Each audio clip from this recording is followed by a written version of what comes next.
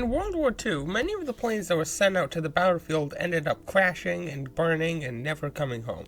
But some of them did manage to come back. The US Air Force, in an effort to minimize this destruction, decided that they were going to analyze where planes were getting shot the most and reinforce those points. Since they obviously couldn't look at the planes that had got taken down, they decided to instead look at all the planes that were returning from battle and analyzing their bullet points. After doing this for a while, they came up with this diagram, and they decided that they would reinforce all the areas with red points. After all, those are clearly the weak points where planes get shot the most, so let's reinforce those areas. However, a statistician named Andrew Ward came up, saw what they were doing, and told them that they were wrong. For you see, this diagram was based off of all the planes returning from battle, meaning that these bullet holes actually represent the places where a plane can survive getting shot. On the other hand, all the areas with no bullet holes have no bullet holes, not because planes just don't get shot there, but because any plane that got shot there didn't return from battle. Given this information, it becomes clear. We should reinforce the areas without bullet holes on surviving planes rather than the areas with bullet holes.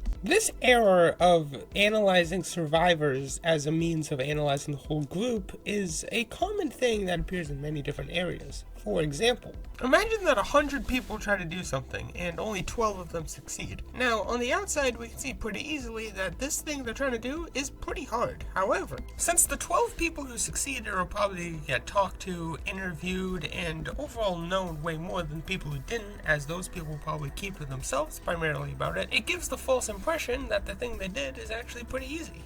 Even though, of course, those people just got lucky. But quite possibly the best example of this is when you're talking to your homies about asking out your crush, and they tell you that the worst thing she can say is no. And that was survivorship bias, explained in short. Subscribe for more.